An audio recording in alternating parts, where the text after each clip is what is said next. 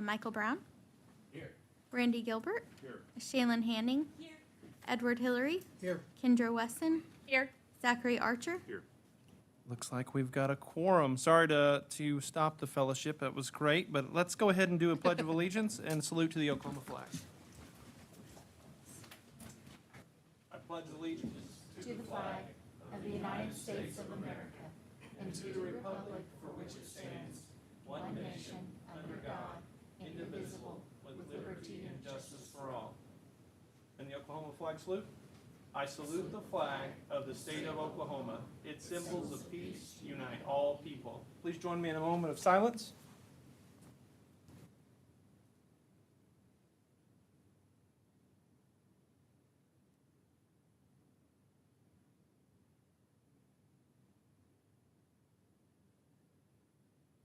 Thank you. Appreciate you guys being here. Superintendent Walters could not be here, so we are going to skip through his comments and jump into mine. And I'll try to be pretty brief, but there are a lot of things going on that I wanted to make sure and share.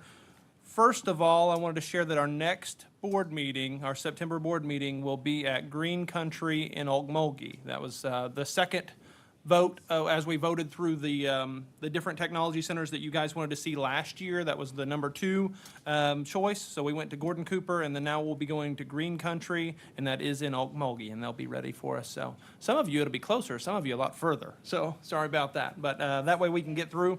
They will give us a tour afterward. If anyone wants to stay, you don't have to stay, but they'll make sure and give us a tour as well. They're a unique thing to know about Green Country. So Roger King, superintendent, updated me just a few weeks ago. They have went from about a 250 student enrollment, they're a really small tech center, to almost 400 this year. And they're having their construction trades classes build the new classrooms so they can lower the cost and grow faster. So pretty cool what they're doing there in a smaller technology center. So pretty neat. You'll get to see a lot of that. Also, I'll kind of update you on some other things that are going on. Before we get into the items today is a lot of information in the process of how we work through the legislative session. So it's sad that we're thinking about that already. Well, it shouldn't be sad, but I hate it because it just came out of it. So I don't want to get back into it. But we're going to go through budget first reading today, strategic planning, all those things. And that's the time where we can make discussions over those items. So as you have ideas, that's what these are for, these first readings, so that we can really begin to build our drafts before they're approved at the next one. OSSBA is our association of boards, so the association that supports board members across the state of Oklahoma. They have a conference next week. If you're wanting to get any board points or wanting to work towards training, Ashley or I can share information with you and help you get registered, take care of all of that. So if anyone's interested in that next week, I know it's a little late. As I mentioned briefly last month, we're learning what you guys have available and should be available to do for training. So we'll get more training opportunities to you this year as well, but that is available. I'll be presenting a couple different times on graduation requirements. I also wanted to make sure this is our time of year where we're approving the programs and making sure that we're ready for our frameworks or full-time programs. We had 1,498 programs submitted this year from our technology centers. 1,401 made it through the approval process, so there's about 97 there that did not. A lot of programs for students to take part of. We're also finishing up our return on investment study from, University of Cincinnati? I think UC Economics is the firm that we hired. We do that in conjunction with the technology centers through what we call our statewide marketing buy-in group, where we all work together to make sure that we're supporting the system. That's going to be really good information for you guys to see and go through. So right now, I'm working with that firm and questioning their data and making sure that everything's right and going through that. So it should be out next month where you all will get to view it as well. So that's really telling information that I think will be good for us to make decisions as we move forward. So one of the things that I've struggled with is where do we have enough outside data? We have great internal data, but how do we view ourselves compared to what other systems look like? So that's going to be great. If you noticed in the Daily Oklahoman, we had lottery grant article come out that you guys approved through this board, so really making an impact on schools. I was with a teacher just last week that was talking about what they're going to be able to do with their lottery grant, so it's pretty exciting to see that work. Corey, who's not able to be here today, Corey Gray, that's part of our leadership team, got to represent us with AAR. It's an aviation maintenance group. And we have a really cool internship program that's going on with them, and she got to celebrate that. They had a big press conference. 10 students from Putnam City are interns with AAR, and they're using our Choose Aerospace curriculum that we provide from the agency to get that started. So that's really kind of a pilot or our first of a program like that. It's going to be really, really good.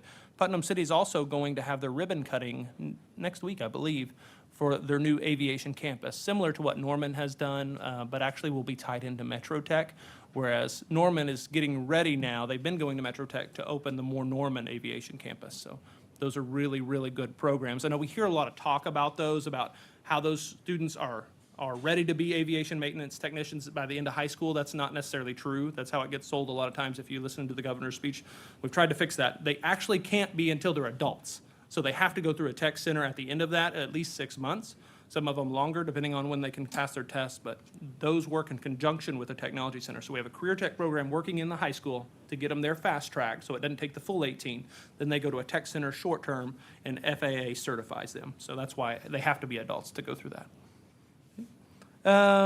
That's really kind of the bulk of the things I wanted to talk through. We are going to talk about Summit and other things in the presentation, so I won't steal away from that. And we'll jump into the meat of what we have today.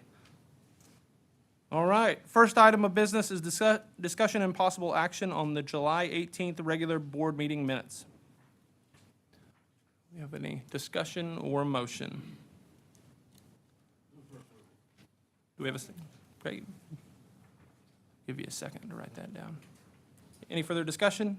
Seeing none, we'll proceed to vote. Go ahead. Zachary Archer. Yes. Kendra Wesson. Yes. Edward Hillary. Yes. Shaylin Hanning.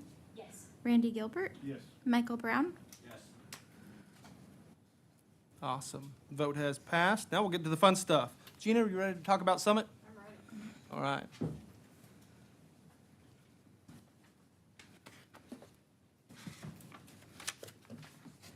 Well, good morning, everyone. I'm Gina Hubbard, Director of Statewide Outreach, and I've discovered that equates to lots of presentations. So that's great. Happy to be here and share with you this morning. Before I get started on the meat and potatoes of our outstanding summer conference, or summit, it's going to be summer conference to me forever, summit, I want to give a shout out to Andrea Hancock.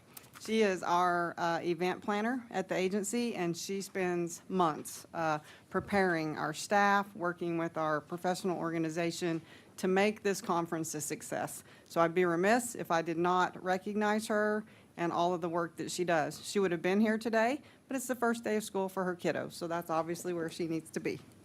So let's talk about the 57th Annual Summit. To start with, I'm going to share with you by the numbers. So we had over 4,300 attendees August 1st and 2nd at our annual conference. And what this is we bring all of the CTE educators across the state into Tulsa. And we have a 2-day, really it's actually 3 days if you start with the award ceremony, event. And it's just a lot of fun. As you can see, 115 of our agency staff are involved in that conference. And it ranges from moving things in 2 days before all the way to planning professional development for their specific occupational areas. We had 130 vendors and exhibitors that attended. And then, of course, you can see we gained 345 new followers, 1,497 clicks or posts, and then 22,000 people engaged throughout those days. So these are our analytics for social media, which are obviously very important, and we have a great staff that makes sure that those things get posted and shared so people are aware of all the amazing things going on in CTE in Oklahoma. Something else I might add is that we always have visitors from out of state. We had the National ACTE Assistant Director, I believe is his title. And the director, yes. So we always have several out-of-state visitors that come to see what we do, and they're always amazed because this is not normal. Most CareerTech organization leaders in the states are embedded, and they rarely even speak with their professional organization, much less develop a conference of this magnitude in collaboration. So we're very proud of what we do, and it's just really exciting. That's exactly right. That is part of it. So some of you will remember when Sky came and presented kind of on what she does too as the leader of that professional organization. And I just realized that I'm on that slide. I wish I was not. Thanks a lot, Gina. Oh, So, I was going thanks to a point lot. that out. Thank you. This is too much fun. Dang it.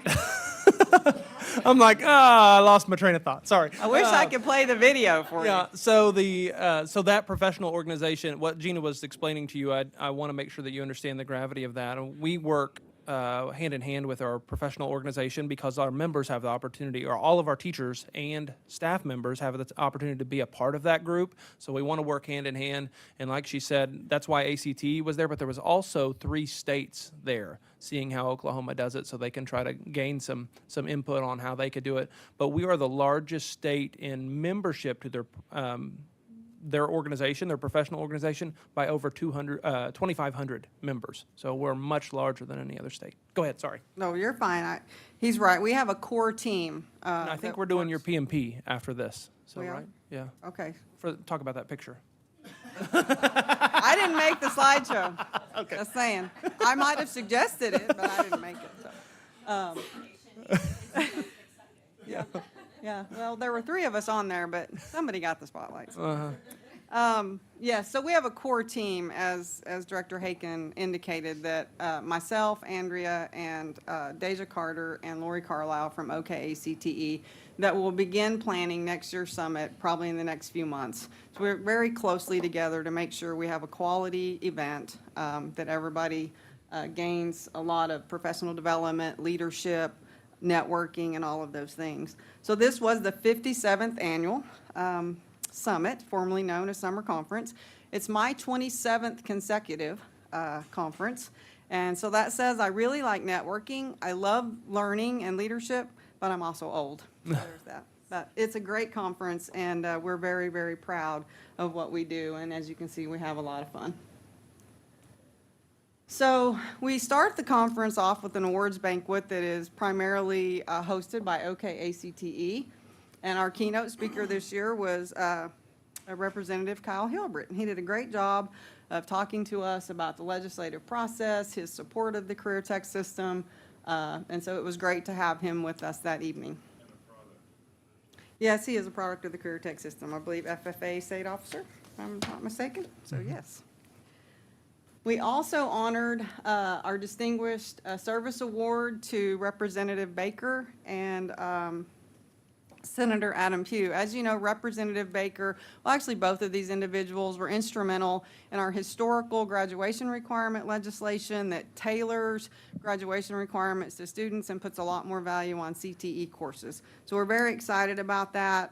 And also Senator Pugh was very instrumental in our one-time funding to help eliminate our wait lists in our tech center. So we were excited to have Representative Baker in attendance. I believe Senator Pugh had a conflict, but nonetheless, he was recognized. These are our outstanding professionals. They have, to be honored in this category, you have to have been in the system from 2 to 5 years. So they're fairly new, but they're already showing potential and outstanding in their areas, and so we honored those individuals. We also honored a Kaleidoscope Award for promoting endless possibilities for all students. She's at Autry Tech. And then the Communications and Marketing Award went to Jesse Phillips from Kaimishi, again, going above and beyond in their expertise. This is all of our Gold Star School recipients. So these are recognized as districts that have exemplary programs designed to meet workforce needs and community needs. So this is a long-standing award that Dr. Tom Friedemann implemented many years ago. And so it's an OKACTE award, but again, our agency is very involved in the criteria and the scoring of these applications. So it was great to see all of these tech centers. I believe there were 21 this year that received the Gold Star School Award. And it ranges from schools who have had it for 2 years to over 30. So it's again, it's been a long-standing recognition in our system. Our general session was kicked off with Brent Casey. He was our OKACTE president. He's now past president. The gentleman singing the national anthem is the superintendent at Moore Norman Technology Center. His name is, Brian Ruttman, and he did a fantastic job. A lot of us didn't even know he could sing. And then this gentleman over here, he is a ball of fire. He is a teacher at Moore Norman Technology Center, and he was our Teacher of the Year. He's also our incoming president. So great time. We had a lot of fun, gave away some cash prizes. So that was how our general session kicked off. We have a tremendous partnership with Express Personnel Services. They awarded $27,500 in cash prizes to some of our most excellent people in our system. And so, as you can see, Karen Nail from Autry Tech, she received a $5,000 check for being the Support Staff Member of the Year. I'll back up to the Excellent Advocate of Excellence Award, went to Kent Burris at Central Technology Center. That's for someone who advances and promotes administrators and staff all in the field of CTE. And if you know Kent Burris, I can't think of anyone more deserving. He's also a very long-standing board member on our CareerTech Foundation. Okay, ACTE Teacher of the Year. Again, I believe that's another $5,000 award that went to Eva Wolfman, I believe, from Northeast Tech. And she's a teacher prep instructor, so she's providing instruction for new teachers to come into the field. As you know, we have a tremendous shortage, and so several of our tech centers have those programs now. Post-secondary Professional of the Year, Kebby Allen from Tri-County, $7,500 cash prize, and she is a practical nursing instructor. The new Teacher of the Year, as I said, was Robert Johnson. He's a pre-engineering teacher at Moore Norman Technology Center, and he received $10,000. And he could not stand still. It was awesome to watch. Laura Morris was our Administrator of the Year. She is the manager of our Health Science Division at the agency, Health Sciences Education Division. I've known Laura for over 20 years, and she pours into her students, her teachers.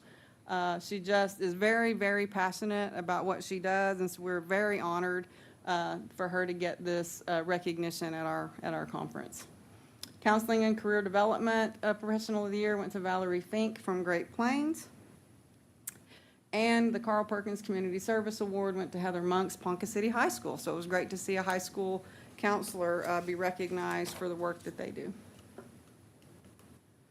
Teacher of the Year was Dr. Fiona McAllister. She was a previous STEM teacher, but she was honored for her work in pouring into future teachers. So she makes sure that they have high quality instruction. So she's now an administrator at Southern Tech, and we're very excited for her to be honored as well.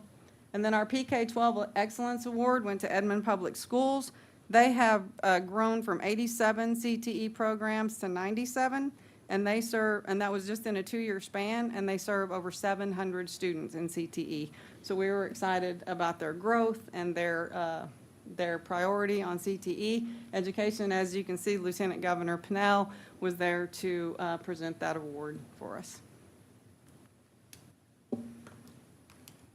Arch Alexander Award went to Terry Helvey at Moore Norman. This is an award that is in honor of one of the architects of our system, and it recognizes progressive leaders who are thinking outside the box and working to develop high-quality CTE programs. She's an amazing educator. I've known her for a long time, and she's also the president of the administration division for OKACTE. So great to see Terry be honored. The Lifetime Achievement Award went to Angela Durant Tyson. I'd be remiss if I didn't point out that she was a former business marketing and IT ed teacher, just like me. So again, we were teachers at the same time, and she's just a ball of fire. She's always thought outside the box, always energetic, always willing to try something new. So she was honored for her long-standing track record of being innovative in CTE. She did tell us that she kind of felt like that she was being honored, but she wasn't dead yet. So she said, "I'm not finished." We said, "We know, but you've done a lot in the time that you've been in the system." So she's great. Francis Tuttle Award is the highest honor bestowed on an individual from our system. And obviously, you may know, he was, again, an architect of the system that we have. And the Dwight Hughes at Autry Tech was the recipient. And this is all about promoting and supporting CTE, not only on the state level, but also the national level. And Dwight is phenomenal. He's a great superintendent, and he's been a cheerleader for our system for many years. So we were glad to see Dwight receive the Francis Tuttle Award. He's also a longtime member of our foundation board.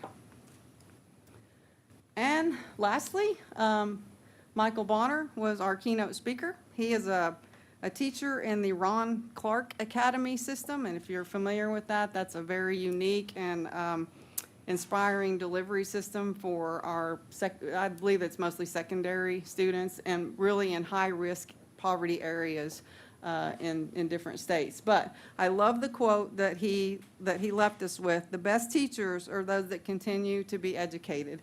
And that's really what Summit's all about. It's about continuing to learn and never feeling like you've arrived, but continuing to see what other folks are doing, providing new and creative ways, and also networking and learning from each other. So I thought that was a great way to sum this up. And that's all I have about Summit. Do you guys have any questions? Now's your chance. You got Gina on the spotlight, but you'll have her again here in a minute. I don't even get to sit down, I don't. Any questions about Summit? Great presentation. It's a great event. It's unique because we are the largest education gathering in the state, that we are also unique that we get everyone from every walk of CTE in one place at one time during every summer. So it's really, really good for our system. Thank you, Gina, for being a part of planning it, but presenting as well. Thank you. You're welcome. Tulsa, we're in Tulsa for the next 2 years. We're not sure those contracts will be, I'm sure they'll be negotiating soon, but yeah, 2 more years we'll be in Tulsa. Yeah, Works really good except for the parking. yeah. There's no parking downtown Tulsa, Yes. not for 4,300 people, so it's a little tough. Yeah, Little and we tough. provide. Well, some park a long ways away. Uber works out well. We bring in food trucks as well, because, Yeah. Walking to eat in downtown Tulsa is not nearly as convenient as it is in Oklahoma City, but, Yeah. yeah, so we make it work, though. But the Tulsa area is very accommodating. Do you? Okay, Yeah. all right. I like that. I like it. You might as well just stay put, because the next thing that we're going to talk about is strategic planning. We want to make sure that you are aware of what we're doing and what's moving forward, and how we're going through that. A lot of the team is going to join Gina as well, because we all have different roles when it comes to strategic planning. I would start with saying we want to do even more when it comes to planning for this system and how do we plan for our agency. What we're doing now is also a formality for OMES to make sure that we get those things submitted timely so that the legislature has time to view that the agencies are working on planning and doing a better job each year. So we have to do that every 2 years, and I'm sure that they will remind you, the team will remind you of that. But we want to take a bigger look at planning and how we're moving forward in the future. So after we're done with the have-to-dos, we're going to start on the need-to-dos. So we'll start a process for that Gina will have a role in helping us through as well. But I'll turn it back over to Gina. Okay, great, thank you. Again, this is our strategic plan initial review, so this is a first look at where we're getting started. I will also add a caveat that our data is very fresh.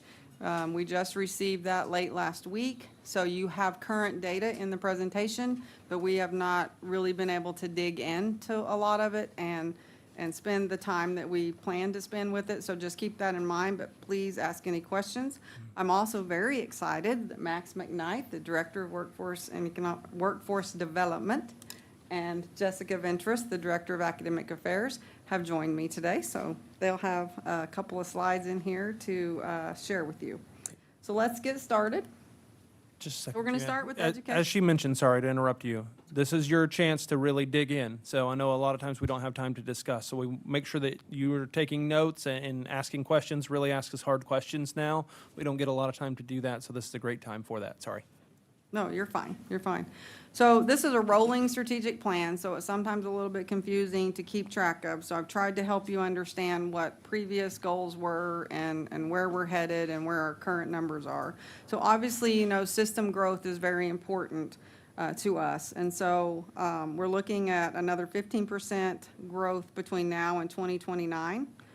We grew 6.5% last year, and now this is total system enrollments.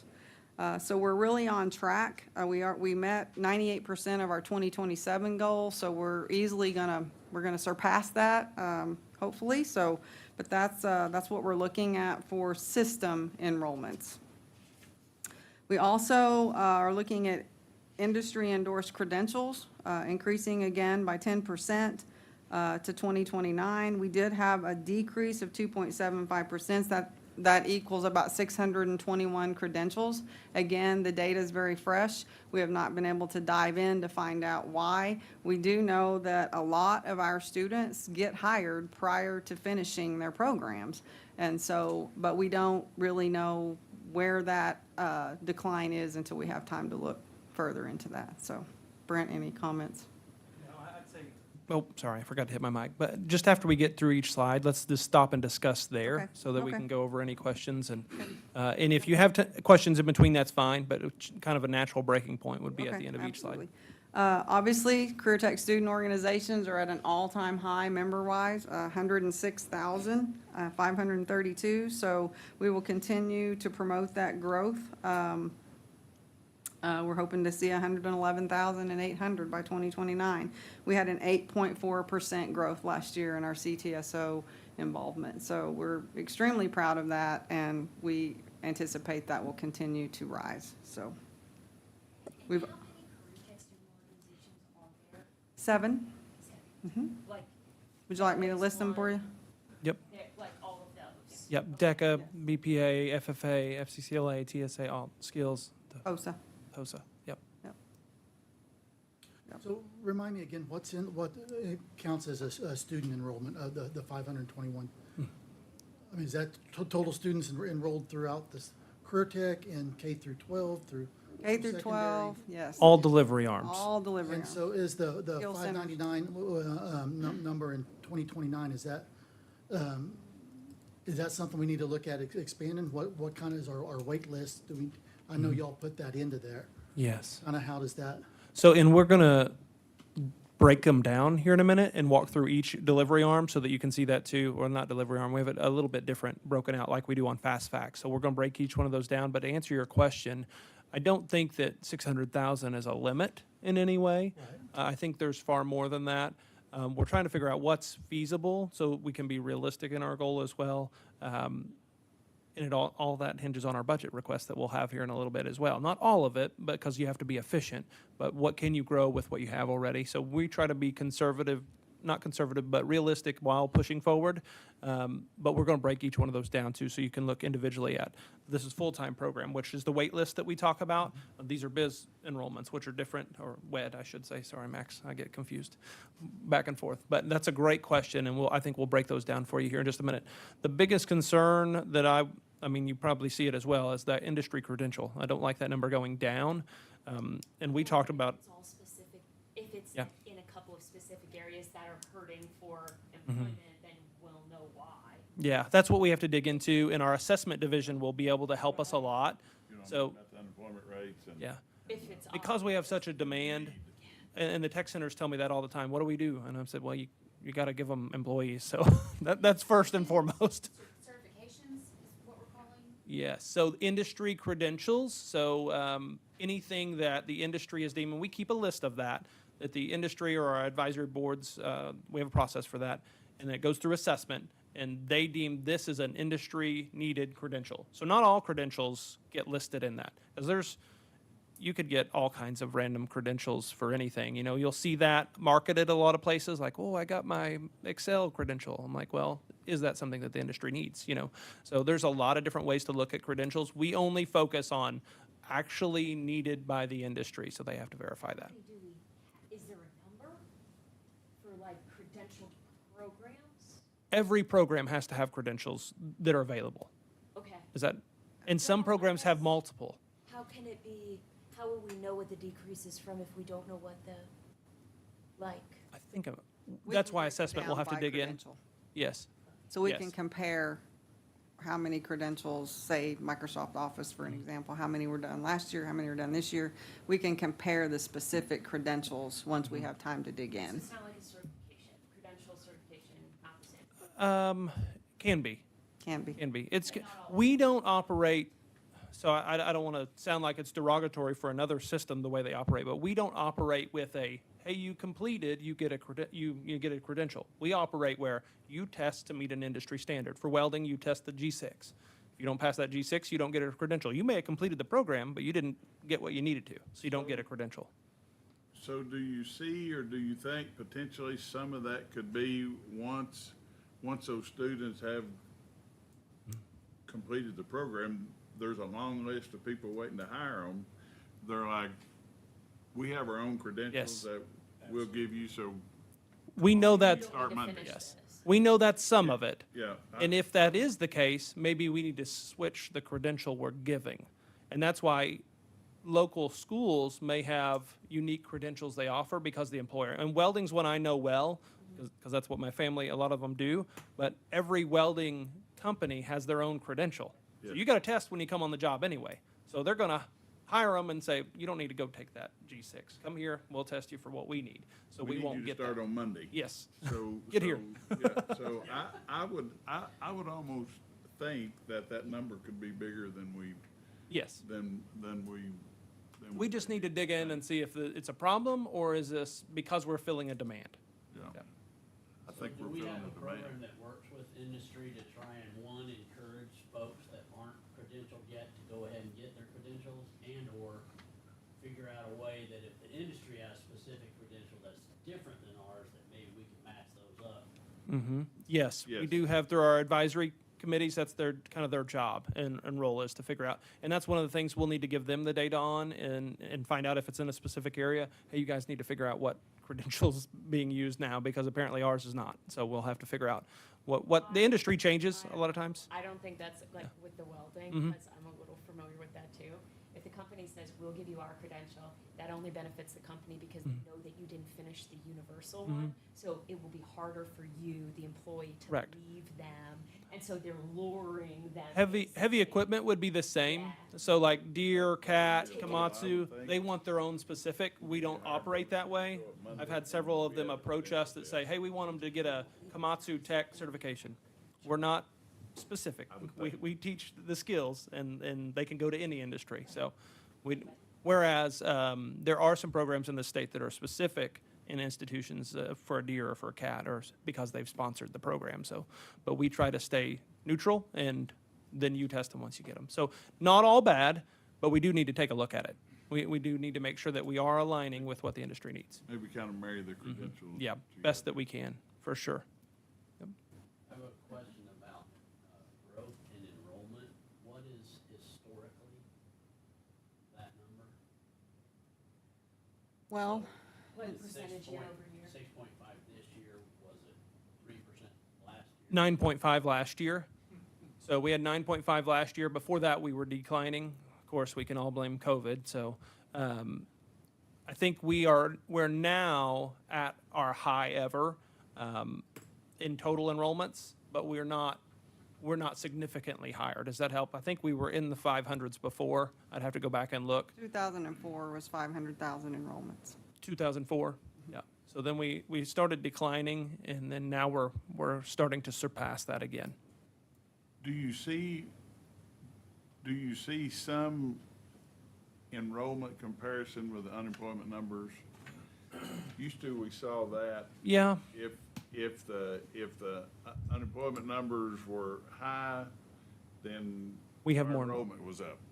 But if the Does. unemployment numbers are down, so Yes. is our enrollment because Yeah. people are working. People are working. That's right. So you're right that it follows that trend, I mean, but you see that. yes, I think we need to shift a little bit more when that happens. Like right now, we have low unemployment numbers. And high numbers. And we have high numbers. So what that means is that we shift what we're doing to still meet a demand, because there's still a demand when there's low unemployment. There's still people that need to get training. So we just have to shift gears a little bit quicker, and I think that's what we're working toward, is how do we use this data to make sure that we can facilitate the growth that's still available, because there's still, for instance, high school students that are not getting post-secondary training, that need post-secondary training. But we're not going to see as many of Max's group training if everybody's got a job and happy in the job. They're not going to be coming back as much. So yes, it trends, but right now we're seeing shifts like in Ardmore with a Michelin plant closing. Well, there's a group of people there. There's another one in Northeast Oklahoma that's going to be closing, and they're going to need to be retrained and reemployed somewhere else. So even though unemployment is low, there's still training that needs to take place. That's one of the advantages of Oklahoma CareerTech is that it moves so fast in the Yeah. 29 technology center districts. I mean, they can obviously, Yeah. 1,400 programs. 1,401 programs approved. So. Yeah, full-time. So that shows the flexibility that CareerTech has, that we can meet the employment demands. right. And for that reason, I mean, we haven't finished the plan, but I'll go ahead and share, because it kind of goes along with those lines of meeting enrollment. OESC is going to trust us with $1.1 million of their dollars this coming year, because we can do those rapid response trainings. So we're going to help them build that plan out. People are looking to us. CareerTech's flexible enough that they can move programs around or change. So it's going very good right now. But interesting data. And I would be a little bit remiss if I didn't ask the question, how does this relate to the comprehensive high school program request? We have, we have several each year that'll ask for a program in a high school, and we've kind of met those demands a little bit in the last Yes, year or yeah. so. That's the next slide. But we We were way behind. were way behind the curve. Yes, we were way behind the curve, and we'll get to how many that was here in just a minute. But yes. It's the next slide. Okay, sorry. Any other questions about this slide? Awesome. Okay, now we'll move to secondary specific enrollments. So obviously, we've seen 85.5 new programs be approved this year. So there's your number there. And then we've had a 2.5% in enrollments 23-24. These are our K-12 programs. So again, we're looking to increase that by 10% between now and 2029. So as we get funding, whether it be one-time or base funding, that can supplement other areas, then we're able to continue to approve the K-12 requests on our wait list. So Yep. that's helpful. So increase full-time tech center program enrollments by 25%, up to 25,495. We did have a 1.1% increase, the one-time funding to eliminate those wait lists that we received this year will be instrumental in helping move that needle. So Yep. obviously we want to see more growth, but So both of your questions, Randy and Eddie, are kind of on this slide, and Eddie's will be explained even further when we break this down. But the one-time money, like she said, will go to help. It doesn't solve all the problems, because again, it's one-time dollars. So you can make some big changes for a year, but then you have to be able to support those changes as well. And so that'll get into the budget request here in just a minute. We'll talk through as well. 1.1% increase is not what I would like to see, though, and that's what I'll be working with the technology center superintendents, regardless of the legislature's increase in dollars. And now I know that harder right now because inflation is outpacing ad valorem growth, but typically we need to follow ad valorem growth, and I would expect us to grow by about 2 to 2.5 without increased money a year. So that's kind of my goal. So we're a little bit behind that, and you can see that by the 25% goal that we've set is where we need to be. So we're going to push pretty hard to see if we can get there. And the way I tell people, and they're like, well, we've never grown by that much. Well, if we get halfway there, we're further than we've ever been. So we better keep pushing. So Randy, you asked about the K-12 schools and enrollment. Remember that the year before, and we covered it a little bit, but we didn't cover it in this nature. We added 173 programs the year before. So that was our big clear up of the backlog of waiting schools to get there. I'll be real honest, I don't know that I want to see that kind of growth next year or the year after. I want to continue growing, but we really need to focus on some quality. Because we're running out of, we're stealing teachers from everywhere else to fill these programs because they're good programs, but we need to focus on making sure that we maintain quality within the programs or we lose the integrity of CTE in the high school. So we're going to focus a lot on our quality, and that's where the agency staff come to play, where those program specialists are in the field and helping train these teachers in our professional development team that we are moving around and changing up. Will be instrumental in making sure that they have what they need. So a lot of pieces go into each one of these numbers, and so there's a lot of planning that we have to think about. How do we support that growth? If we're going to put a goal out there, it doesn't happen unless we take the steps to support it. So ask your questions of Gina, and I will be quiet for a minute. Oh, you're fine. I'm happy to let you answer. 20,000 in the second, okay, first, are the first and second bullets related to each other? They're two separate statements. They're two, right? well, yeah, the second one is Technology Center. Great, because, First one is So only, it's but they're high school 20,000. students that go there. okay, okay, explain that to me. How do they go to a full-time program if they're high school? Well, 3 hours a day is considered full-time. So they're Okay, half a this day, is but specifically, that second point is specifically Yes. still related to high school. yes, yes. So those are high school students we're talking about that are attending a tech center program. It's 3 hours a day. And I apologize, Corey couldn't be here, so I said I'd be quiet, but I know she usually covers this area, but she had a prior commitment that I've got her going to, so she couldn't be here to talk about her area. Sorry. Yes, that's true. And this might be a great point in time to mention to you that on Tuesday, Kanawha Public Schools will be voting, that district Oh, will be yeah. voting to attend Pontotoc. So we may be coloring in some more of the white space on the map, we hope. So that is the 27th, Tuesday. So, yeah, exciting. Okay, one more piece of post-secondary. Again, full-time tech center adult enrollments, we'd like to see increase 15% by 2029. So those are adult only, they're not coming from a high school, they're not in a short-term program, they're an adult in a full-time technology center program. Before I hand it off to Max, I would like to give a shout out to the occupational areas for all of their work in supporting and being there to increase our enrollments and really having the staff. Director Hagan's done a great job of providing them with a full team to be able to go out and support the growth. Because if you grow, you have to support that. And so they've worked really hard. They've had a lot of new programs come along, hence the reason their CTSOs are growing. And so that all takes agency support. And so we appreciate what they've done and appreciate that we have been able to give them the manpower that they need to do that. So I know I've been there, they work very hard out in the field, and so we want to give a shout out to them. So, and now I'm going to let Max take over and talk about short term.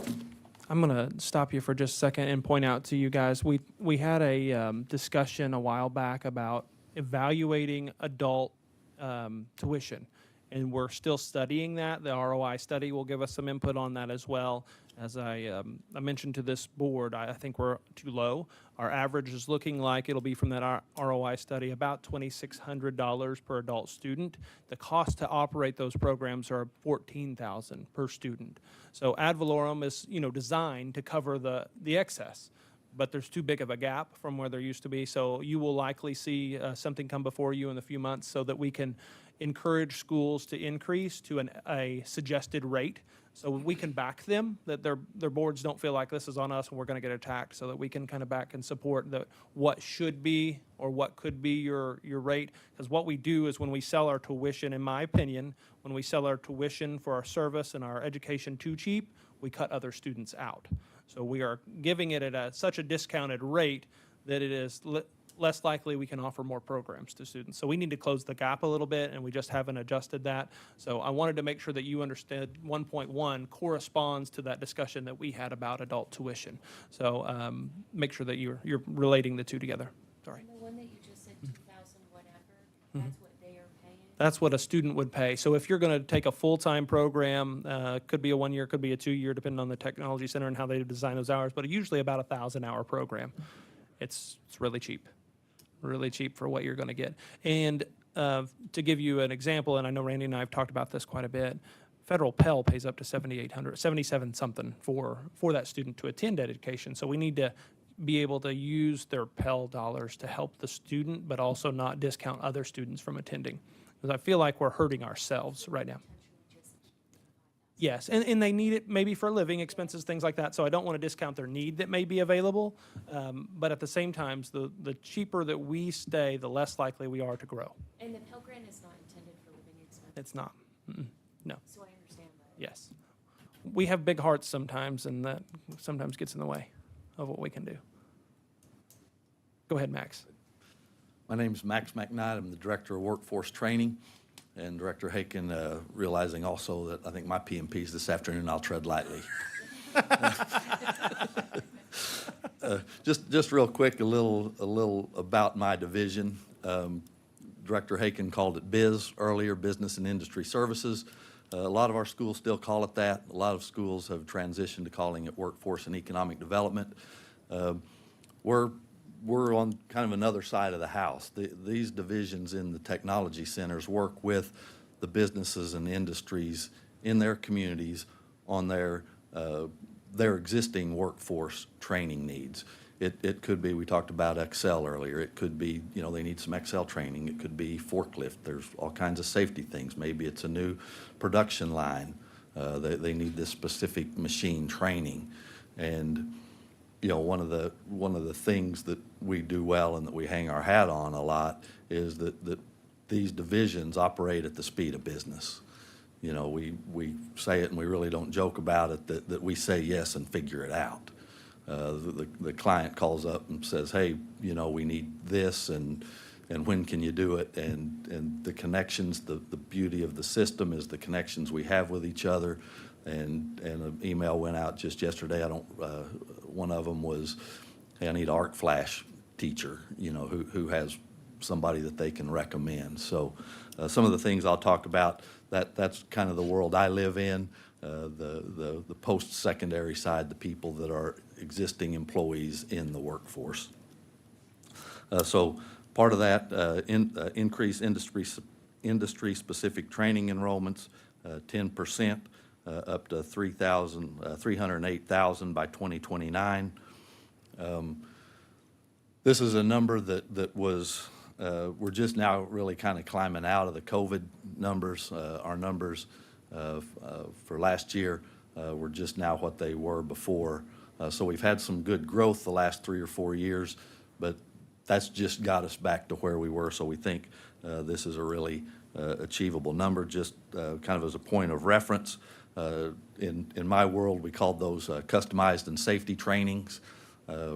We have a formula where we reimburse the schools part of the cost of that. We call that our customized and safety training formula. It's reimbursed on a contact hour format, where a contact hour is a clock hour program by the number of students. So for FY24, system-wide, we had a little over 1,371,000 contact hours in the WED divisions. The next thing is increase adult career development enrollments 10%, up to 52,400 by 2029. We call this our ACD classes. I'm sure you all get, what we call the catalog classes. Whatever district you live in, you get the catalog 2 or 3 times a year that has those night and weekend things. Not to take too deep a dive in the weeds, but the focus of the ACD classes is meeting those industry needs, maybe on a bigger scale. That you'll see that there's welding in that, and it's 2-3 hour nights a week. For 6 or 8 weeks. That's an identified need in the community that people can, maybe I'm a mechanic now, but, I need this skill. I can go in the evening. Some of them are self-pay. Some of them are sent by the company to learn those skills. But we also have, and those are identified workforce needs in the community. When you look at those catalog classes, there's also going to be some things you see in there that we call personal enrichment. community interest type classes. Maybe it's quilting, maybe it's stained glass. You know, there's a big laundry list. We code those separate. Those aren't programs we fund. Those are programs that they have identified in their community that people want, people need, but they don't go into that enrollment number there. And how are those funded? They're funded locally.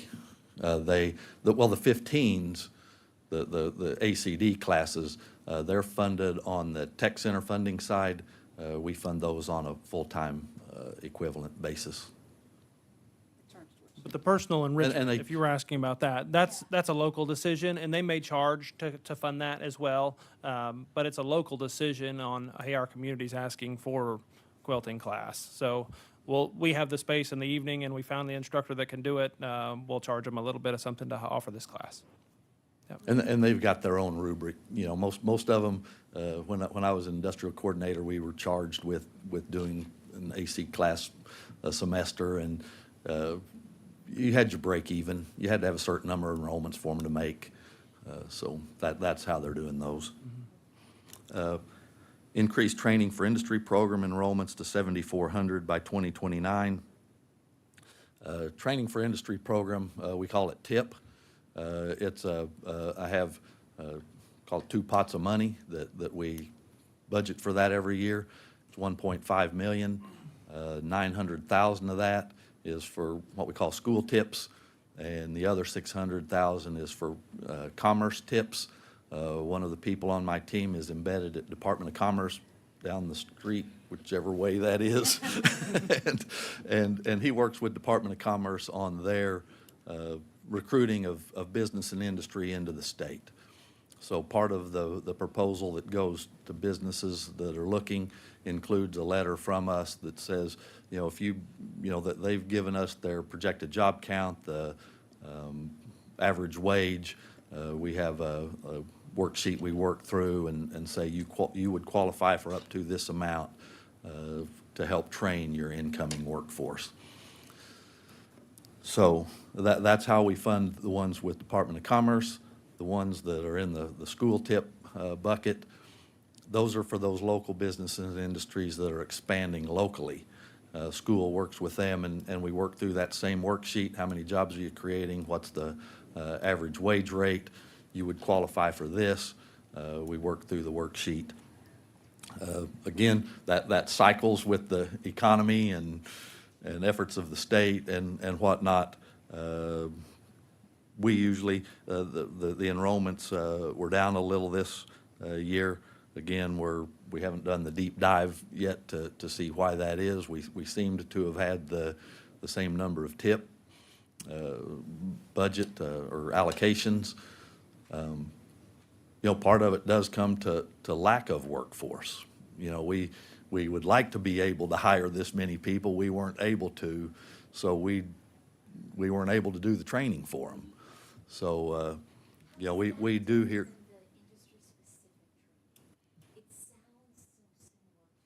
These. Sure. You know, in the 1.2, back up. 1.4 is for a business that's growing or expanding. 1.2, you know, here's our workforce. You know, we've gotten this new computer program. We need them to know this. So you're really saying increased training for company-specific programs? Both of those are. And- I'm going to make it real oversimplified. Different buckets of money.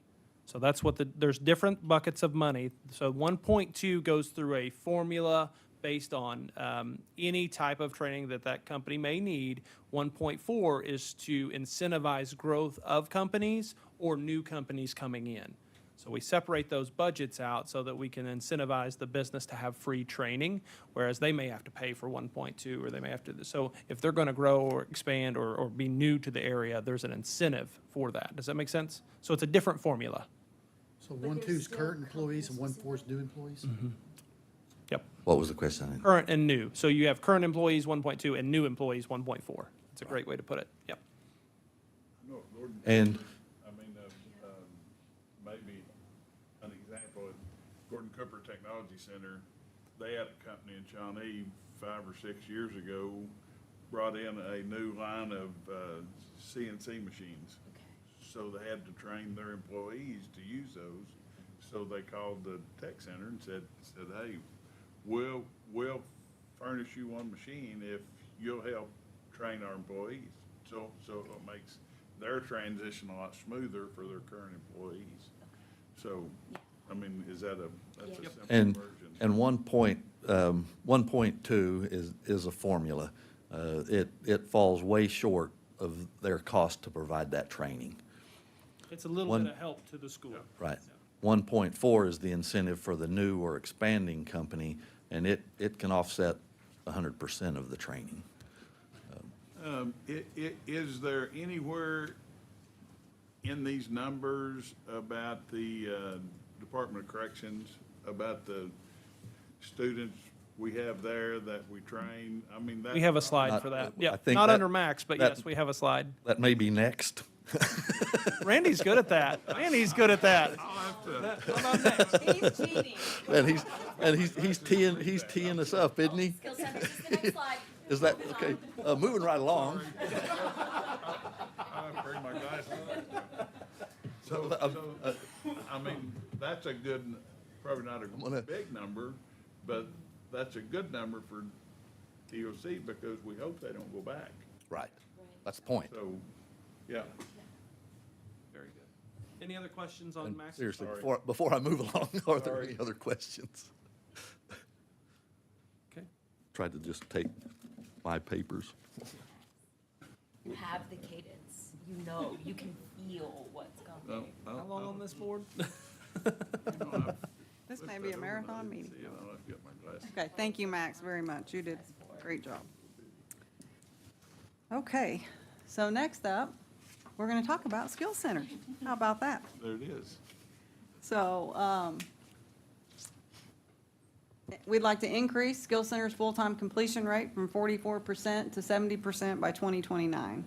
So 44% may seem somewhat low in comparison to some of the other numbers that you've seen, but as I'm reminded that sometimes inmates get early release, they get transitioned to another site, or they get in trouble, and so they're no longer eligible to attend their CareerTech program. So it's a privilege to do that.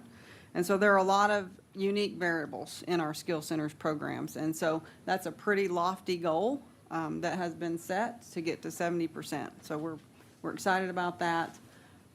Also, we'd like to increase our short-term completion rate. So again, short-term is because they're ready to be released, so they need the training in much more quickly. We have a pretty good rate on that right now, but we'd like to get that to 90. And then also just the full completers up to 1,400 by 2029. So this is an interesting perspective because you really don't want to increase enrollments in skill centers, if you know what I mean.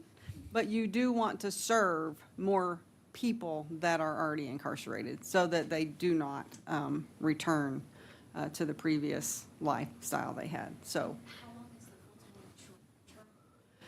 it's variable depending on the program, but Justin, do you have an average? Usually train to discharge model, we want them a year before they discharge. We do give our instructors the flexibility that if they're at 10 months in the program and they get the notice, hey, you're going home today, which literally happens, if our instructors feel like that student is ready to go to work, they'll consider them a completer at 10 months. I mean, that, you know, whenever they discharge, because it's not always the day that DOC tells us when we put them in our program.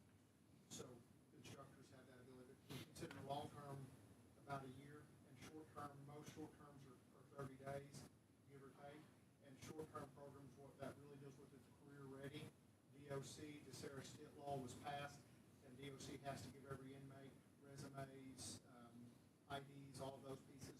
For the most part, CareerTech takes care of the Sarah Stitt law. If we have an instructor in a facility, we cover Sarah Stitt for DOC. So, and that's our short-term completion. That's where the short-term program. DOC would love to have a short-term program in every site across the state. They have to they're going to have to fund it if they want it. We don't have the money to do that. And so they've yet to come up with that money, but that's the difference between long-term and short-term. Any more questions about Remember skills? that skill center training, from our perspective, we fund most of that. We do have some contracts with DOC, Juvenile Affairs and DOC, to make sure that we can offset some of that cost. But for example, we're building buildings currently, or getting ready to build a building in Veneta, and we've talked about that some, and then we'll build another building in Boley, right? Maybe moving a building that was in Fort Supply. They closed that prison down. We had a new building there. We may be taking it apart and moving it to Helena. So we are charged with the building, the instructor, tools, those types of things as well. So. Okay, great. Anything Well, else that was on a few skill years center? ago, but yes. Oh, I mean, like, they just closed it, like, they closed. But it was deemed by the governor to be more efficient to move inmates all more centralized instead of having prisons across the state. Okay, and last bullet is increase adult education and family literacy enrollments by 30%. We had a 9.2% increase in this last year. So, and I believe we had some legislation that provides some flexibility for the students in this program, in that they can put together a portfolio, and we can kind of meet them where they are. You'll get to see rules on that. Yeah, previous job experience, credits already earned, things like that can help them progress through the program more quickly rather than starting everyone in the same spot. Am I correct on that? Yes, Because I get all yes. of those different pieces confused sometimes. But so, great program. We're excited to see that grow. That's not what? I'm sorry. Prison specific? No, it's not. No, that, sorry, it just fit on No. the slide In there. adult education, that family literacy piece, that is not only in prisons. There's 31 programs, right, Max? Yeah, so that's newly under Max, has been under Lisa. But there are 31 programs, and they vary where they are. Some high schools, some colleges, some tech centers, some in prisons, so a little bit everywhere. Thank you for asking that. It does fall under educational attainment heading, but yeah, it's part of my making it all fit, so thank you for clarifying. Okay, Max, let you talk about these.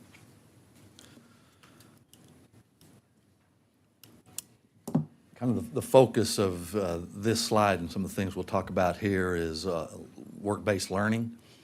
And so kind of the first bullet, 2.1, really kind of almost impacted my other slide a little more, but this is where it falls in the rubric. So increase unique businesses served by 10%, up to 10,111 by 2029. That is something we track as well. I can find my sheet. That is also part of the customized and safety funding sheet. This could be, you know, a really big number, or it is a really big number. You know, we may serve them multiple times, but you know, on the full-time side and on the WED side, you know, just how many touches did we have out there with the business? How many trainings did we do with them? You know, what are they doing in the schools to recruit, that kind of thing? So we really need to increase that number. 2.2, increase internships to 250 in the next 5 years. This, as Director Haken mentioned, this is an area that part of it that just kind of came under me.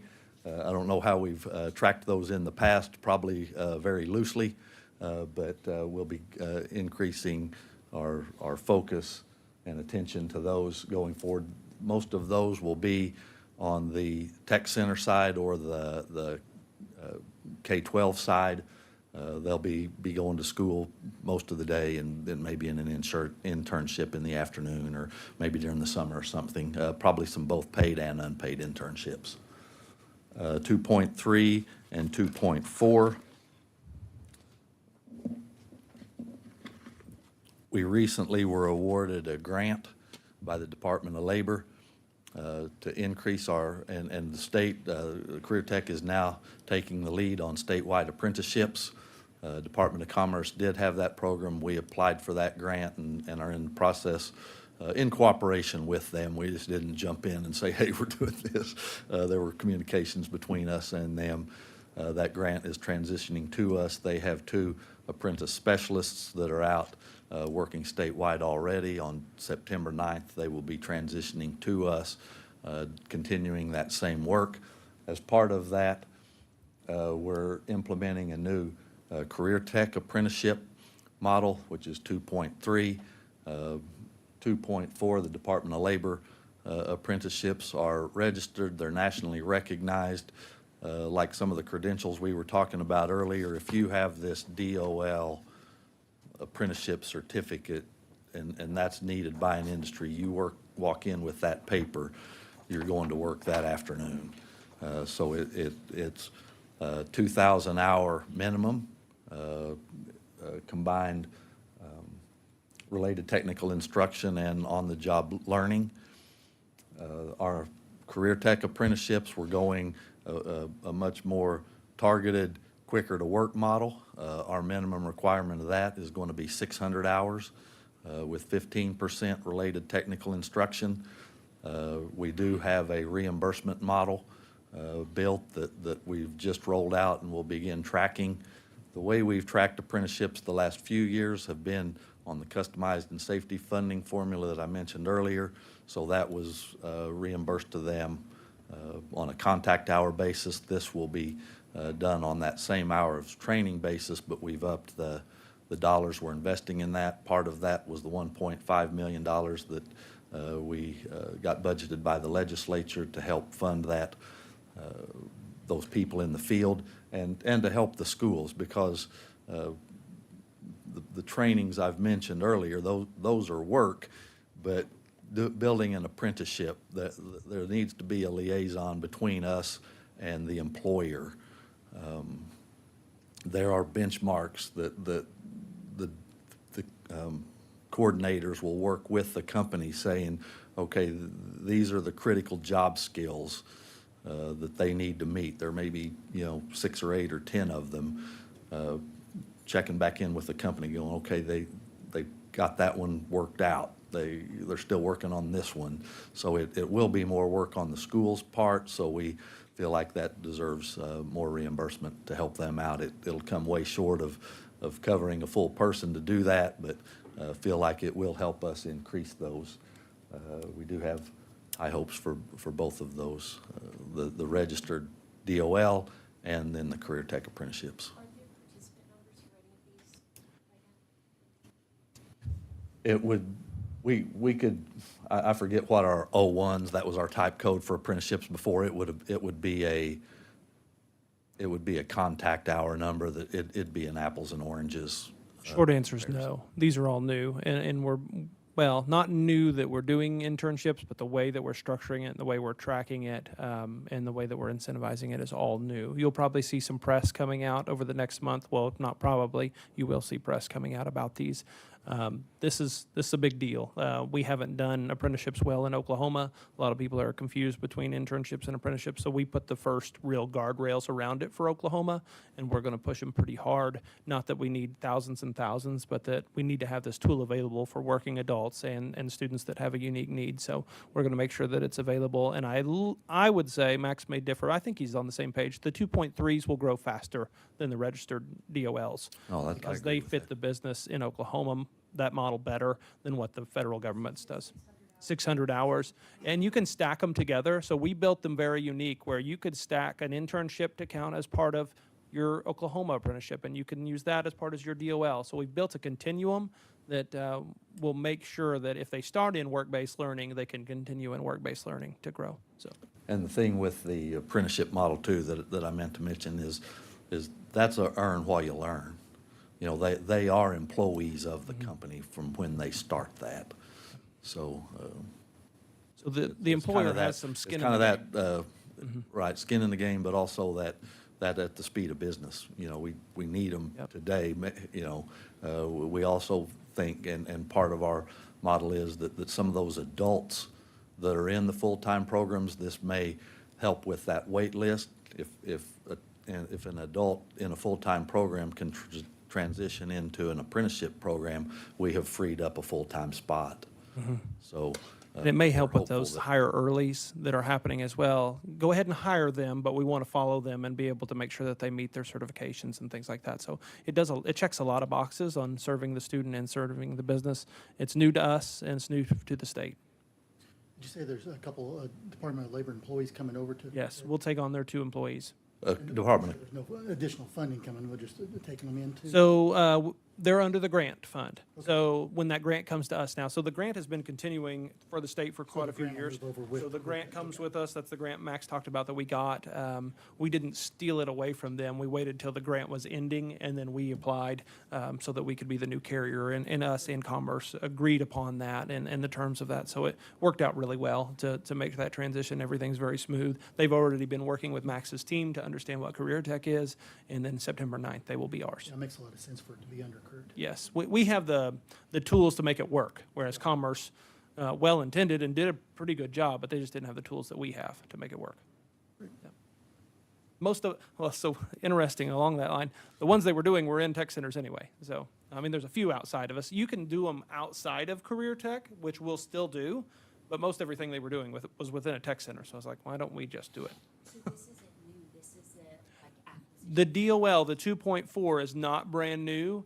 And I believe, I've heard Joe and John talk about this, you may know, there's less than 50, I think, in the state. there's not very many. It's not working well, so we're gonna make it better. Less than 50 apprenticeships. Yeah. Registered DOL apprenticeship, And when you think apprenticeship, think one person. one person.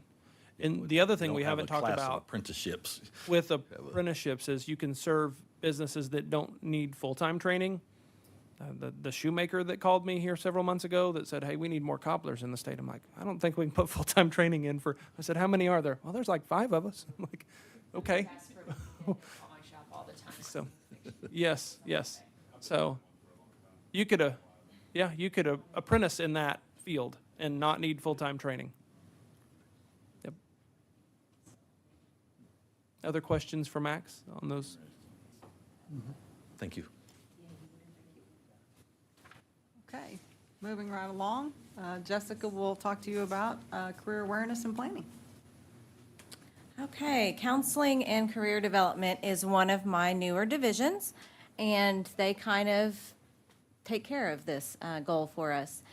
Okay, Career Guide, I think most of you are probably familiar with it. It's a platform that we have in our agency that students, the ICAP, everyone has to have an individualized career and academic plan.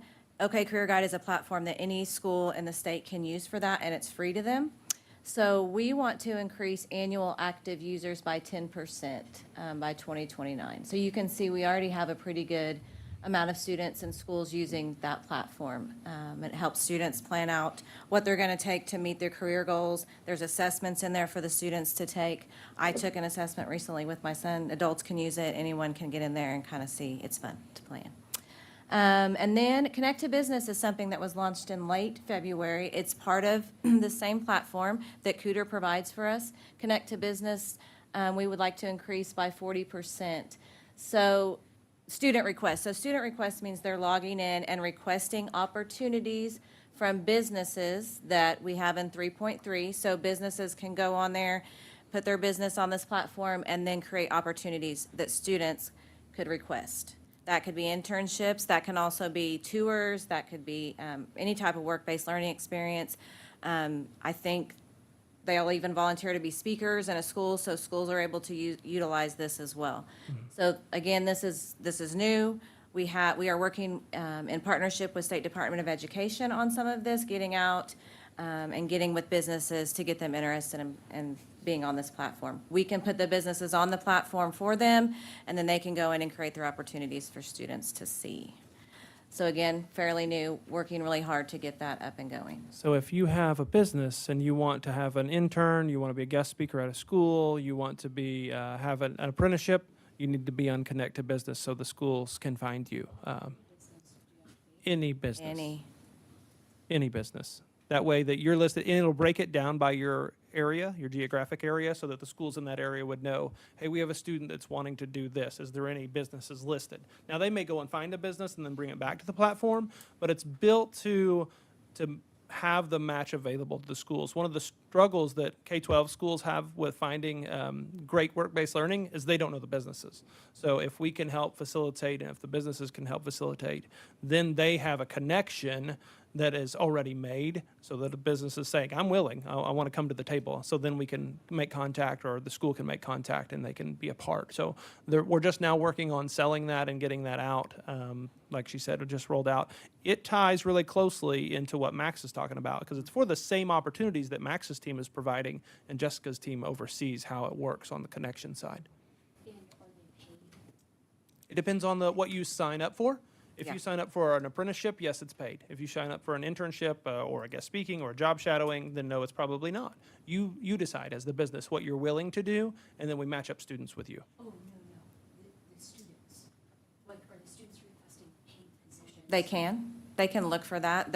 It's customizable how they do their searches, and the schools have some say too, like, these are the businesses in our area, these are what they're gonna see when they log in. And then let's say a student may think, well, I'm gonna be moving, they can get access then to another area as well. So it's kind of customizable for all of that, yeah.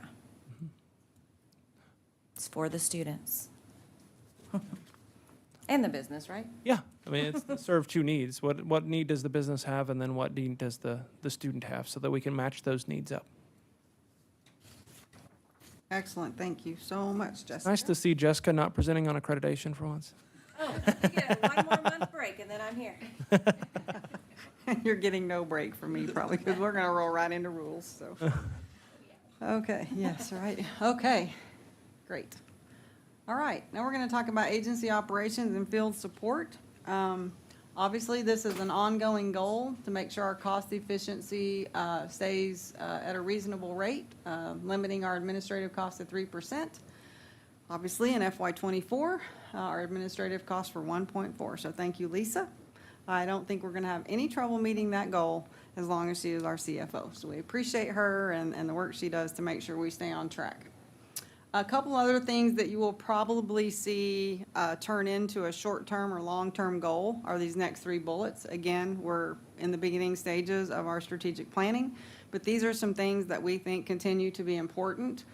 Secure base funding for system growth and stakeholder support, so we can continue to meet workforce needs. So again, we were blessed to receive one-time money, but we would like to see an increase in our base so we can continue this growth, and as well as making sure our agency is efficiently staffed. Which leads me to recruitment and retention of quality employees. We still continue to have a little bit of struggle with that, as all employers are having right now. And so we've made a lot of strides in that area, but there's still work to be done. So again, you'll probably see these turn into goals. And then obviously we want to continue to work on efficient data systems so that we can better see where we are and see where we need to go. So those are some things you will see probably in our strategic plan in the near future. Questions about these items? So with the potential growth and of the students that we serve, and with increased students come increased instructors. Yes. And so for the increased instructors, they really need the support staff at the agency. So when we get into the next budget part of it,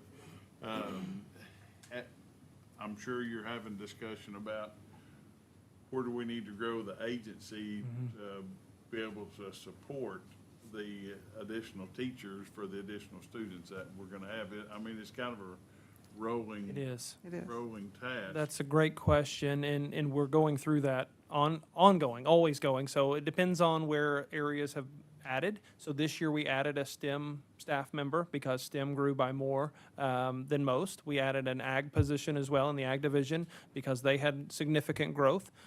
We are now looking at adding positions, shifting one position and adding a new position in standards alignment, standards development for the curriculum that we possess, because that hasn't been updated in years and years. So we're adding some of those with the one-time dollars. We kept a portion of that as agency operations as well to add those positions, and that will be for the future as well. It's looking like T&I will need some additional as we add explorations programs, gosh, if I could speak. And then we are also adding T&I programs within the schools with this one-time money. So yeah, we're ongoing, looking at what positions need to be added to help support that. Also, we're looking for efficiencies. So where do we have staff that maybe could be shifted or used in different capacities? We don't have a lot of that, to be real honest. The agency used to have 400 employees. We have 220 now, so we're still down significantly. I don't think we ever need to be 400 again, but we do need to make sure that we can support the field. So it's an ongoing discussion, and we will look in that a little deeper. Go back to your discussion a little earlier, or your quote, focus on quality. Mm-hmm. You know, I mean, the way you focus on quality is you have to have the support to make each Mm-hmm. segment of that happens. That's for sure. Yes, Okay. absolutely. Thank you. Any other questions on this one?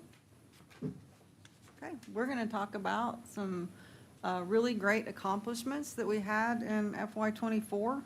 We've talked a lot about enrollment, so we're very proud of the direction that our system-wide enrollments are headed.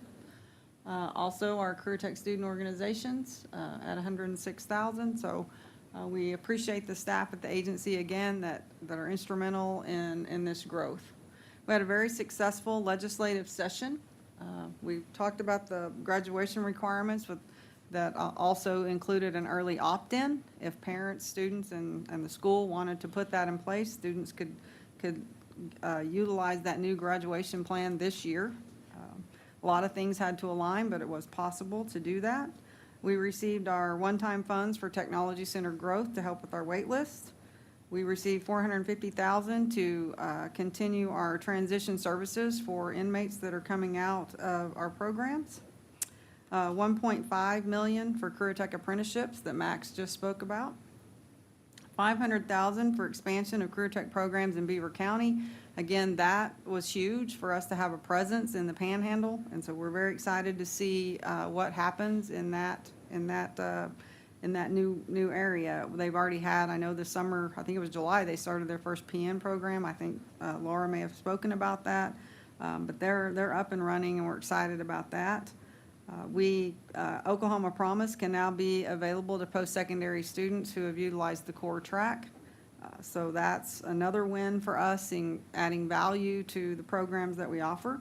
Our industry specialist certification to allow instructors to teach in our technology centers and not have to go back and get a degree because they've been in their field of study or field of work for so long. So we're wrapping them with services that meet their needs from the professional development division so that they can be successful in the classroom but not have to go back and get a degree.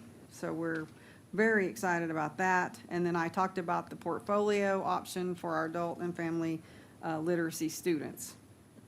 I'm going to continue. Any questions about these? Okay. Continuing our accomplishments, going back to our agency operations, 78% of our manager level positions were filled internally this year. We're very proud of that. That means people are being promoted within our organization, which is always exciting. 50% of positions that had internal candidates were filled with current employees, and we are up to 220 staff for stakeholder support. So we're getting there. We're certainly not finished, but we're making really great progress in these areas.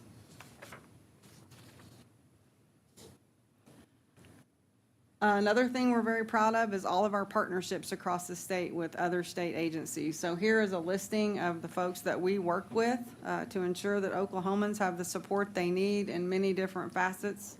Am I missing something? To Department of Ags. Huh? Department of Ag. Oh, well, okay, so they're extra important, I Partner, guess. we do have two different We partners. did that for Randy.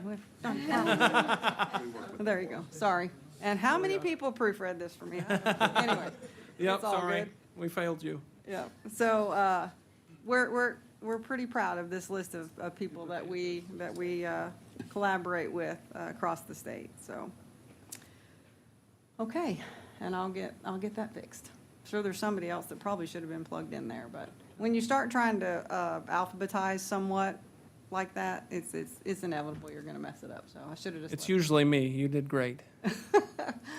Okay, So, OMES, Office of Management and Enterprise Services, does a statewide employee engagement survey every year for all state agencies. And so this is a little bit of the results. We took the top maybe 10 things that were favorable responses. And if there's an asterisk by it, that means that was in the bottom 10 statewide, or it may be top 10 statewide. I may have reversed those, depending on how you want to look at it. We had 119 employees complete the survey, which is a 56% response rate, which is pretty good. We'd like to see that higher, and we'll work on that. But 92% of employees feel accomplished when they complete a project or task. 91% say they are determined to give their best effort every day. 86% say they are proud to work for CareerTech. 86% of employees reported satisfaction in the job that they do. So we were higher than the 70% statewide response rate on that in the education sector. And 84% of employees believe the health and safety conditions are good. Again, we will continue to dive into this survey. We are, as we complete our strategic plan, we'll continue to work on this. Next slide, 53% believe communication throughout the agency is meaningful.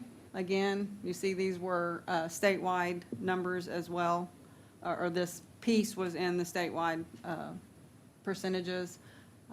53% is pretty good for communication. That's always seems to be one of the things that people would like to see improve.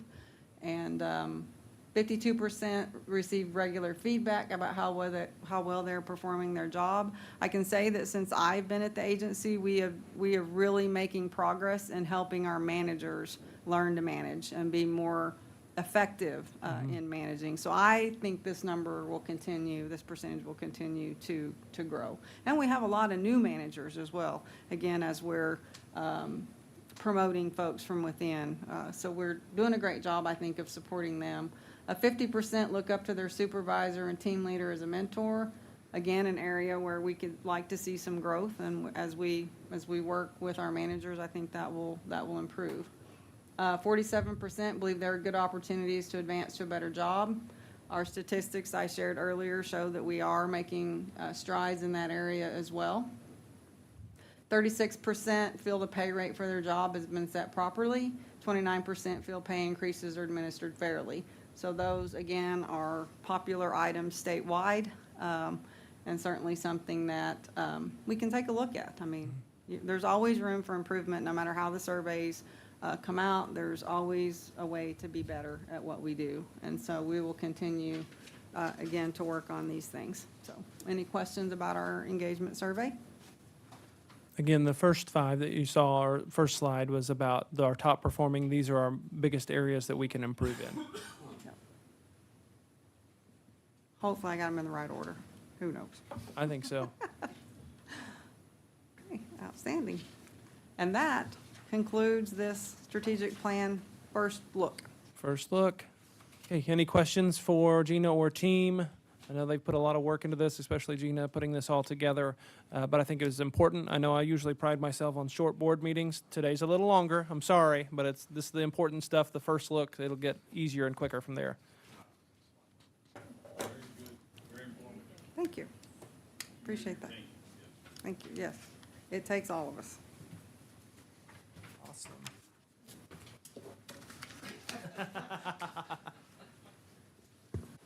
Gina, do you have that clicker?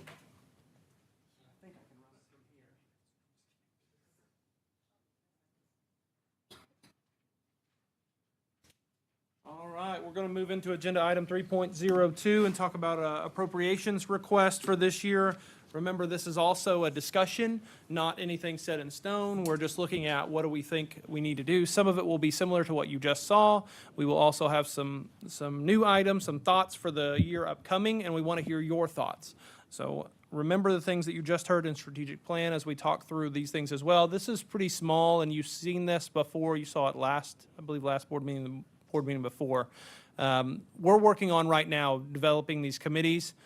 with rules and finance to help look at what we have always done. I think I mentioned when we approved the last funding formula for the one-time dollars by this board, that the overall funding formula hasn't been reviewed in decades. So we're reviewing that now about how we can be more equitable with the dollars that we're giving out.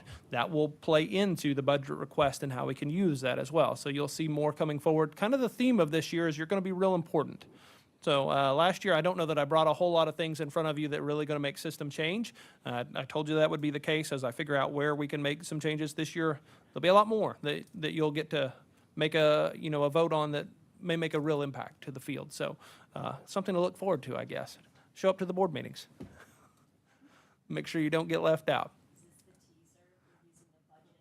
Yeah. Oh, yeah. I'm helping Lisa out here. Yeah, so you've seen this all before. I'll skip right through that. You also just saw in our strategic plan the 25 budget dollars, the one-time money, how that was given out. This is a slide that we've had in front of you several times. I don't want to forget where we are, but I will skip through it really quick and get to the most important, which is where do we start thinking about this next budget cycle? I will admittedly state that I hate the budget cycle. So it's a teaser, but I hate that we just gave out one-time money, and now I have to have by October 1 to the legislature, what are you going to ask for next year? I'm like, well, I don't even know what worked yet. So we have to have that mindset of forethought and thinking about what are our goals, and that's why the strategic plan is important to cover these as well. So our goals should align with our budget request. Last year when I went through the hearings, especially with the Senate, it was really interesting. It was a new process, so they asked several times about the board's approval. Did your board approve this budget? Because I guess there's some that don't, but do they understand the implications of this budget? So as you have questions, please ask them and make sure that you have a voice in what our budget request looks like. Because you know that we live in a very conservative area where we don't want to be irresponsible with taxpayer dollars, but we want to be mindful of what is the growth needed so that we can make a difference in our state, because it's all about investment. So what's the best investment so that we see a return? And that's where we're trying to focus our budget request here. This $2 million estimate of FBA may actually be a little bit high. I'd rather start on the high side right now. We have been starting from the other direction the last couple of years where we were below and then had to ask for more. That's always difficult. They're like, well, how come you got it wrong? I'm like, it'd be a lot easier if I could tell them less. And so we'll start on the high side, and then Lisa and her team will start crunching numbers and seeing where we are. As we get our October numbers in, that's when reporting really happens from this year's enrollment and staffing needs is October. Make sure I'm saying that right, Lisa. That is when we start gathering data. But we already have this budget turned in by then. So I'm going to stay on the half side, the tall half side. We'll make sure that we overestimate best we can so we can come back down to it. But in October, we will really be narrowing down what the FBA looks like. So we'll keep bringing that to you. Last year, we started with a 1.5, then insurance went up by $40 a month per member. And so we had to ask for another $800,000, and that did not go over well. So that's one piece. The $40 million is not new. We've been asking for about $40 million for program growth for the last 2 years, and I don't think that I will change a whole lot from that until we get it. I've made a statement to the legislature many times, and that is with your discretion, so I shouldn't be so arrogant in saying that. I don't want to change it. You guys will have the final say on what that looks like. But I keep telling the legislature, we're going to ask what we need to make a difference, and then we're going to expect to get it. So that's the mentality that I have is to ask for what we think we really need.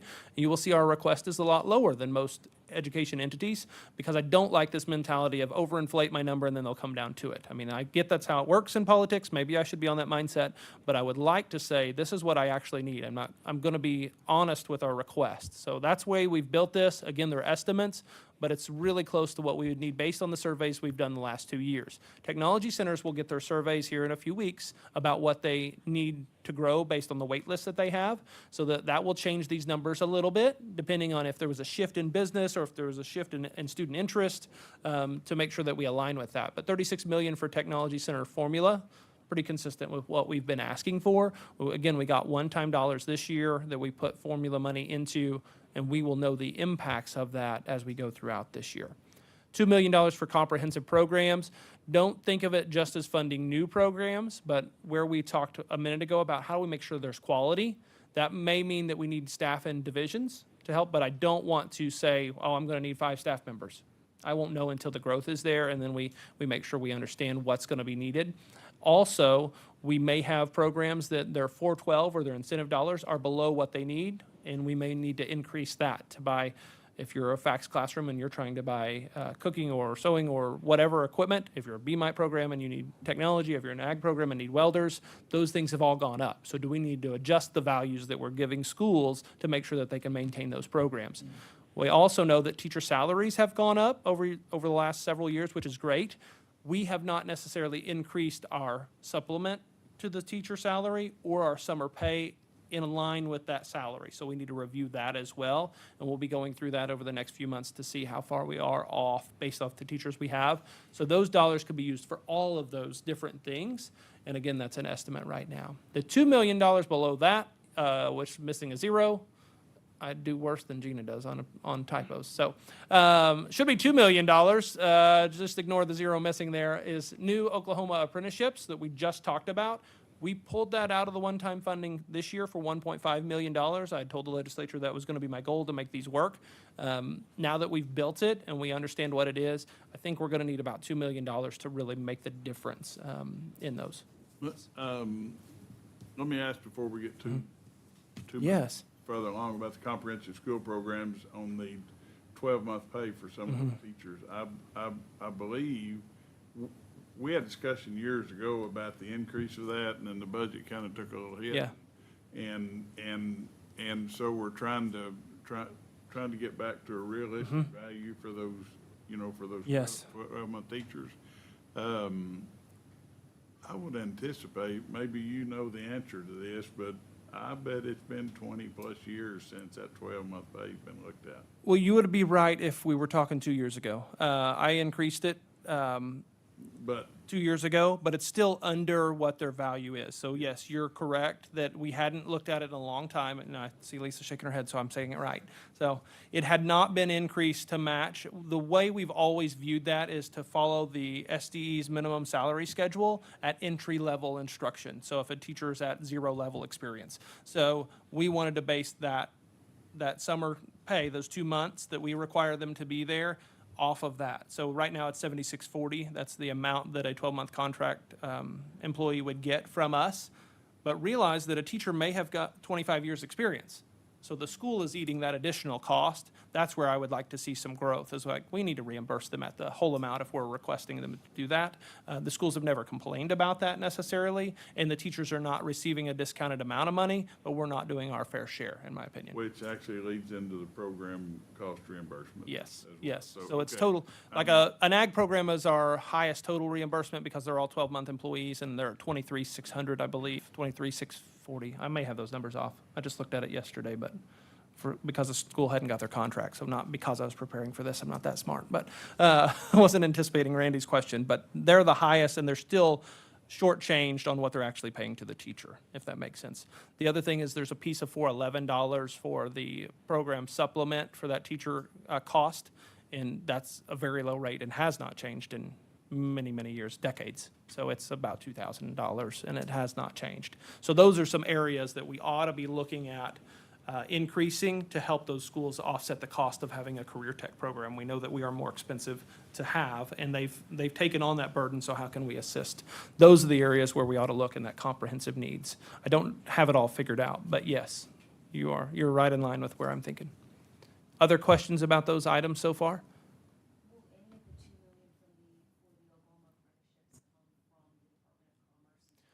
The grant currently is just over $500,000, so it's a very small grant. It pays for the employees, and it does offer currently some employer incentives, very little.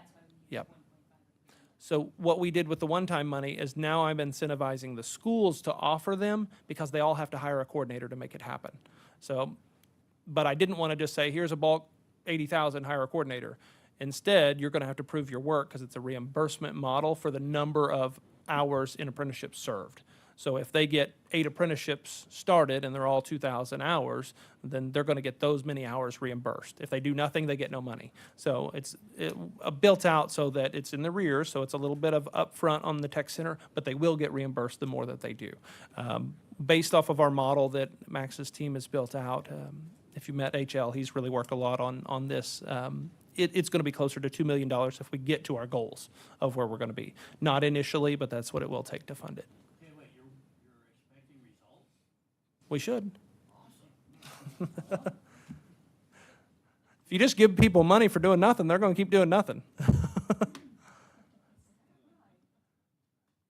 Any other questions on that $40 million piece? And we've called that item different things. We've called it education attainment. We've called it workforce development. No matter what I call it, it seems to hurt me in some way or another. So I'm just going to call it what it is. It's CareerTech funding. So I'm tired of thinking of something fancy that might catch on to the legislature. Just say it straight. Thoughts and ideas there. It's your budget request. Skill centers, we got $450,000 that we used as one-time money. We're hiring transition coordinators to help with the placement of inmates released. We would like to continue to be able to do that. To continue, we're going to need money reoccurring, not one-time dollars. So that's why that's back in there. Again, we asked for even $500,000. We can adjust that based off what we think is necessary. The $500,000 for the expansion of technology center service into new spaces, I changed that. We used to call it white space. Nobody really knows what that means most of the time outside of us, so just new space. So that would be the Beaver County example. When I built that in, I was actually not thinking of Beaver County. I was thinking about Thomas Fay Custer that had come in the year before into Chisholm Trail. And I was trying to think, what would it cost to help jumpstart, because you're a year in the rears of getting tax dollars in. What would it take to give them a one-time jumpstart to serving those people? And High Plains was able to do that. Chisholm Trail's been able to do that. That's not always the case. They got some programs started before they can take everything on. If we did that per school district that came in or per space, and Beaver County was a whole county, four districts. So that was a lot more than I anticipated happening when we were building this out. But if I could do that per site, Beaver County would have got $2 million, for example. Well, that's enough that you could start some campus building if it was that big. But if it's one school, you're probably just bringing them to an existing campus. So $500,000 would be enough that, okay, we're going to put a couple programs in. We know that 2 programs cost the school about $500,000 to operate. It's around $250,000 per program to operate a program. So that would give them the opportunity to expand. Most of our white space is small rural areas that 2 programs would be justifiable for the number of students that they could serve. So it's not a perfect science, but it's a good estimate of what would it take to serve them quickly. It's one time, would not be a reoccurring. It's a way to, let's serve these people quick. So that's my thought on asking for that $500,000. That was a short synopsis of a budget. Thoughts, questions, things you would like to see that are not on there, or ideas within. Okay. What's the next step? So now what I'll do is the surveys to the tech centers to see where there are areas of need to make sure I'm not way off with their wait list again, because we're working this year to diminish wait lists. But I realize that with one-time dollars, it may take a little time to get there, so I'm not going to have perfect numbers. Here's what I'm also worried about. As we build out more programs, we're going to have even greater demand. So so we talked about a 7,500 student wait list this year. I don't know that it's going to go drastically down. I think we're going to grow. Maybe we grow by 2,000 students, maybe 1,000, whatever the growth is. I think there's going to be that many more students that say, okay, I want in too. As you build momentum, momentum leads to more momentum. So it's like a football game. Whoever has the momentum is usually the one in the end zone. So as more people come to us and see success, I think the demand is going to increase. We have 38% of the population that graduate high school every year that do not seek post-secondary education. So there's a lot of low-hanging fruit, if you will, people that are not going anywhere, college, university, tech center. We need to serve those people. So I don't see the demand diminishing. That's going to be a catch. All of this is really an interesting position, because we hear each year, well, we don't want to grow government, we don't want to grow government. Well, we're trying to grow an investment into people so that we can grow business opportunities. That's the way we view it at CareerTech, or have viewed it. So that's always challenging to share that narrative with the legislature, and also to think, well, your wait list is still the same. Well, you have to compare wait lists to number of people served. So we served more people. Just like last year, we grew by 9.5% total enrollments. Okay, so we actually grew enrollments, but we still have a significant wait list. So it's not a negative problem. It's just we're not getting there fast enough. So it's going to take some time to curb that. There will be a time, where we get leveled off where we need to be. I don't know how long it's going to take to get there, and we're not anywhere near there yet. But I do believe that there's always ebbs and flows in the demand and the market demand. I think at some point we will be able to serve our market demand, but we're a long ways from it. I don't see many questions. I think they're wanting to get out of here. All right. That was your first view at budget request, and also you had earlier your first view of our strategic plan. Man, did we cover everything? All right. Oh, one quick question. Oh. Signed up to be a judge. Great. When will I find out? Like, for planning purposes, do you know? Pretty sure you've been selected if you signed up. So will I get like? Yes, you will. I don't know the timing. Yeah, once registration closes, they'll be able to tell you, but if you signed up, you're working. Oh, easy. Yeah. That's Yeah. really what I was saying. It's not daycare, it's not all of that. Yep, just consider it done. So, welcome to the team. Yeah. Anything else? Any other questions about the items you've seen, our budget? Okay, I'd entertain a motion for adjournment. Motion and second. Roll call, please, Ashley. Yes. Randy Gilbert. Yes. Shaylin Hanning. Yes. Edward Hillary. Yes. Kendra Wesson. Yes. Zachary Archer. Yes. Okay. All right, y'all can leave.